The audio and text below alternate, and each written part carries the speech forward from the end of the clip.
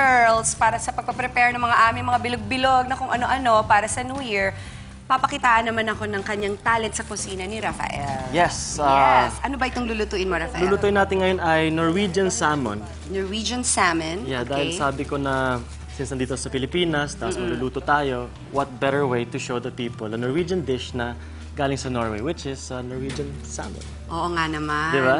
Doon ba, sa part ng world na yon, doon lang talaga natin makikita yung ganyang klaseng salmon? Malalaki yan eh, di ba? Yeah, malalaki yan eh. Tapos iba kasing isda na yun dahil it swims upstream. It swims against the flow. Against the which, flow. Since it's my favorite, parang nire-represent na rin yung personality ko. Dahil usually hindi ko gusto yung going with the stream. With the flow, I like going against the flow against sometimes. it, Diba? Para maiba naman. Social, para maiba So, naman. So, umpisahin na natin. Paano gagawin natin? Before everything, pre-boiled na yung potatoes para hindi na natin kailangan antayin to. One good thing about salmon is madali siyang lutuin dahil kahit raw, pwede mo rin siyang kainin. Yes. Ngayon, pinalagyan ko siya ng butas. Para magpunta doon yung kung ano man yung ilalagay niyang flavoring. Ngayon, puta ng lime para mawala yung pagkalansa niya dahil yung salmon kasi very malansa.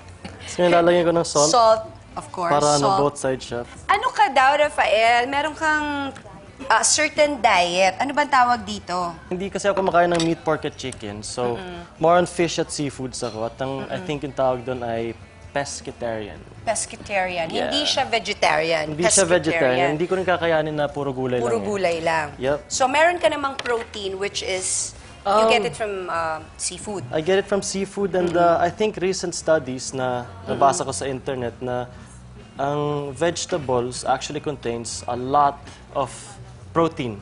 Oo, yes. Na Marami. yung basis natin for knowing or for eating protein, iniisip natin dapat lagi sa galing sa animal, di ba? Animal lang, Pero oo. yun yung cause minsan ng pagka-aggressive ng isang lalaki, yung Ay, ganun gigil ba na yun? gigil, oo. Ganun ba yun? So, Baka lang wait check ko lang yung asawa ko kung aggressive Baka lang. baka lang, Oh, maybe. baka lang, maybe. Siyempre, mainit na mainit dapat ang inyong pan Yes! para madaling maluto ang salmon at saka masarap yung medyo toasty ng konti. Yes, No? yun yung goal natin.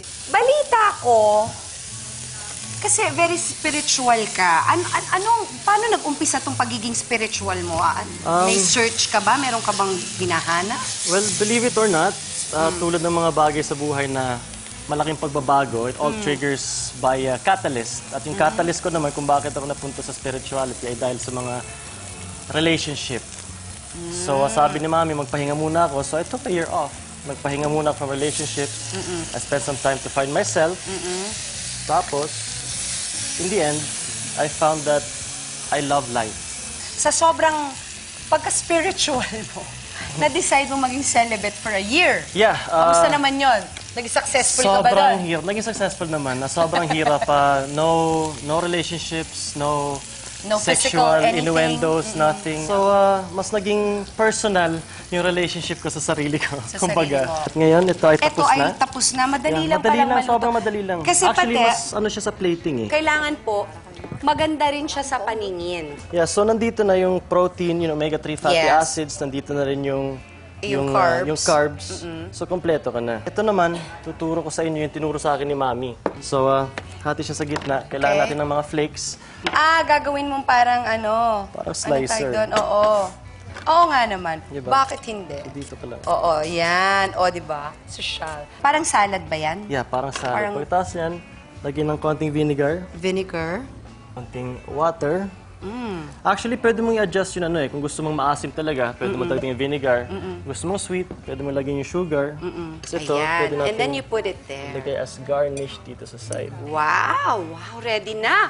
Girls! Halika na kayo at kainan time na. Wow! Halika na, dito na tayo, guys.